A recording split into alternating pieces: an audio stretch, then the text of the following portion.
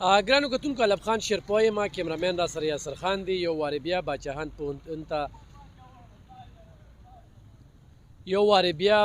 پوهنتون ته راغلی وم.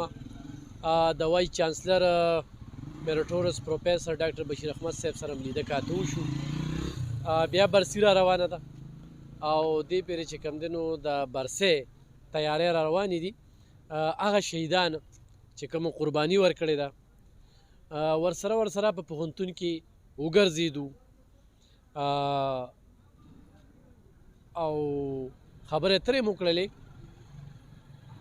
ګرانو کتونکو په دغه ګیټ چې زه ولاړم نو مقصد مې څه دی د دغه پروګرام، دلته کې هر سړی راځي او دننه ځي بالکل تلی شي، دا د هر چا پوهنتون دی. خو دلته کې چې کوم سیکورټي والا ولاړ وي نو په دې پوهنتون کې په زرګو یعنې 3.5 نه زیات طلب او طالبات چې کوم دی نو زده کړه کوي.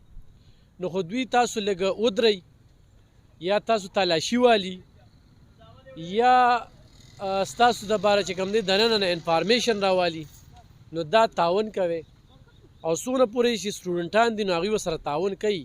خو بیا خو هم د یو سټوډنټ ته دا بده لګي نو دا زموږ د حفاظت دپاره ولاړ دي. بل وایس چانسلر صاحب د دې دپاره کیمرې سیکورټي نوره نفري په دې کې ډېره زیاته اضافه چې کومه ده نو هغه راوستې ده او ډېر زیات نظر دی. خو دا باچاهان پوهنتون واحد هغه پوهنتون دی، ډېرو خلکو ته به دا پته نه وي، خلک مختلف قسم پروپیګنډې هم کوي، خبرې هم کوي، ډېر خلک ټرمینیټ شوي دي، ډېر خلک دغه پوهنتون نه وتلي دي. نو موږ خو اجتماعي سوچ کم دی او انفرادي سوچ زیات دی. نو هغه انفرادي سوچ په وجه باندې موږ تورونه هم لګوو، موږ الزامونه هم لګوو، موږ دغه خبرې کوو چې یاره یونیورسټي یا دیوالیه ده یا تنخواګانې چې کوم دی خلکو ته نه میلاویږي یا چې کوم دی نو نوکرۍ پکې داسې شوي دي. نو په دغې لحاظ سره موږ د وایس چانسلر ته دغه ټولې خبرې کېږدو او د هغې موږ ته هغه ډېر ټوس جواب راکړي چې یاره څوک داسې وي او ثابتوي یې نو را دي شي او ما سره د کیني. زما د دفتر 3 دروازې دي او 3 واړه دروازې چې کوم دی نو خلکو ته کلو دي، هېڅ قسمه پابندي نشته دی، ولې چې دا زموږ پوهنتون دی او دا پوهنتون به موږ په شریکه سره ښه کوو. خو چې کله بې ځایه الزام ولګي، تور ولګي، بختان ولګي، یو سړی لګیا وي او هغه ښه والي راولي او هغه ښه والي په نتیجه کې هغه ته چې کوم دی لاره کې خنډان پیدا کېږي نو په دې باندې سړی خفه کېږي، غوسه کېږي او اقدام هم پورته کوي.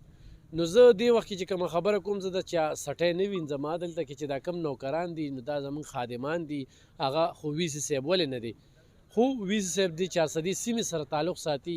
په پوهنتون کې چې کم بدلون راغلی دی، کومه ترقي یې کړې ده نو هغې هر سړی چې کوم دی نو په هغې باندې ګواه دی او د هغې دغه سټوډنټان طلب او طالبات چې کوم دی د هغې باقاعده ستاینه کوي. دې وخت کې اگزام روان دی او دغه امتحان چې کوم دی نو هغه هم روان دی. نو الله دې کړي چې دغه طالب علمان چې کوم دی په دغه کې کامیاب شي، بریالي شي. نو دغه څو خبرې مې کول چې یاره دلته کې سیکورټي والا سره خپل تعاون چې کوم دی یقیني کې خدا نه خواسته داسې څه دغه نشته دی، ولې چې ډېر زیات ده چې څومره چاردیواري ده نو دې نه تو راتو CCTV کیمرې لګېدلې دي، ټولې فعال دي. ورسره چې کوم دی نو سیکورټي کې نور زیاتوالی راوستی دی.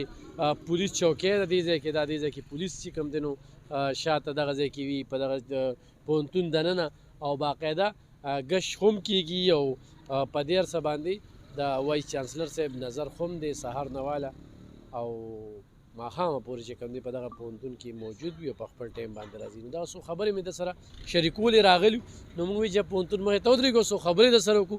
په خپلو دعاګانو کې مې یاد ساتئ د وایس چانسلر دپاره موږ دعاګو چې دغه شانتې جذبې ځوانې وي او چې تر کومې دلته پاتې وي نو دا به باوري خبره ته کوم، پس لالچ خبره نه کوم، اجتماعي خبره کوم. نو پوهنتون به مخ په ترقۍ روان وي، نور به مخ په ترقۍ ځي، ولې چې دې وخت کې په نړیوال کچ باندې یعنې په پاکستان کې ریکګنایز پوهنتون چې کوم دی نو هغه حسابېږي او بیا چې کوم صورتحال دي یا کوم سټوډنټان دي 27% دې وخت کې طالبات چې کوم دی په دې کې زده کړه کوي. نو مننه.